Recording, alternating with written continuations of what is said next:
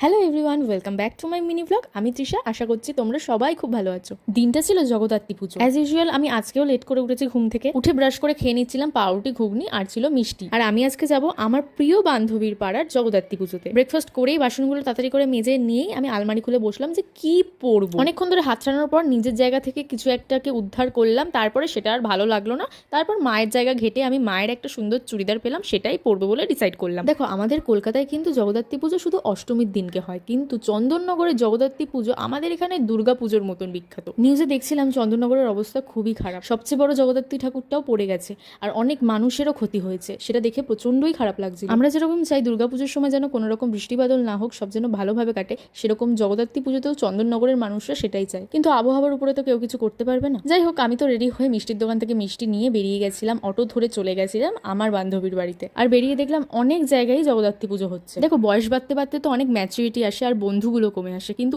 এই একটা বন্ধু যে সব সময় আমার সাথে ছিল। এখন তো প্রচুর ব্যস্ত হয়ে গেছি দুজন, তাই জন্য সেরকম ভাবে কথা বলার সময়ও পাই না, দেখা করার সময়ও পাই না। আর আমাদের যদি এক মাস নাও কথা হয়, পরের মাসে কথা হলো, আমরা এক মাসে হাড়ির খবর পুরোটা একদিনেই বলে ফেলি, এরকম বন্ধুত্ব আমাদের। যাই হোক, গিয়ে তো ঠাকুর দর্শন করে আমরা ওখানেই বসেছিলাম মণ্ডপের সামনে। তারপরে তো খুব ঝুমঝুমিয়ে বৃষ্টি নামলো, আমি তো পুরো ভিজেই গেছিলাম শিমলির বাড়ি আসতে আসতে। যাই হোক, বাইরে তো খাওয়া দাওয়ার আয়োজন করা হয়েছিল, কিন্তু এত বৃষ্টির কারণে জলও জমে গেছিল আর খাওয়া দাওয়া বাইরে হয়নি, তাই জন্য ঘরেই ওর বাবা আয়োজন করে দিয়েছিল। লাঞ্চে ছিল ভেজ বিরিয়ানি আর পনির। আমি ফার্স্ট টাইম ভেজ বিরিয়ানি খেলাম। যাই হোক, খাওয়া দাওয়া করে ছাদে গিয়ে কিছু সানলাইটে ফটো তুলে টাটা বাই বাই করে আমি চলে এসেছিলাম পড়াতে। পড়িয়ে বাড়ি এসে চা বসিয়ে দিয়েছিলাম। আর চা খাওয়া হয়ে গেলেই মায়ের মনে পড়লো যে আমি আগের দিন রাত্রিবেলা মাকে বলে রেখেছিলাম আমি আজকে পাউরুটি পিৎজা বানাবো। যাই হোক, মা তো সকালবেলায় বাজার থেকে সবকিছু কিনে এনেছিল আর সবকিছু কুটনো কাটনি মাই কেটে দিচ্ছিল। আর ওইদিকে মা তো কুটনো কাটছিল বলে আমি একটু ফ্রি ছিলাম বলে আমি তাড়াতাড়ি করে ভিডিওসগুলো বানিয়ে নিয়েছিলাম। আগের দিন রাতে স্ক্রিপ্ট রেডি করে রেখেছিলাম, কিন্তু নিজেই স্ক্রিপ্ট লিখে নিজেই ভুলে যাই। যাই হোক, ভিডিও বানিয়ে ভয়েস ওভার কমপ্লিট করে এদিকে আমি পেঁয়াজ আর ক্যাপসিকামটা ধুয়ে নিচ্ছিলাম। এখানে চিকেন বানানোর জন্য মা মশলা কেটেই রেখেছিল, সেগুলোই পেস্ট করে নিচ্ছিলাম। আর আমার কেন জানি না মিক্সি চালাতে বিশাল ভয় লাগে, কারণ এর আগে অনেকবার দেখেছি মিক্সি চালাচ্ছি আর সবকিছু ছিটকে মশলাপাতি বেরিয়ে যাচ্ছে। এই কারণেই আমার খুব ভয় লাগে। পেঁয়াজ, আদা, রসুন, জিরে গুঁড়ো, সাদা তেল আর একটু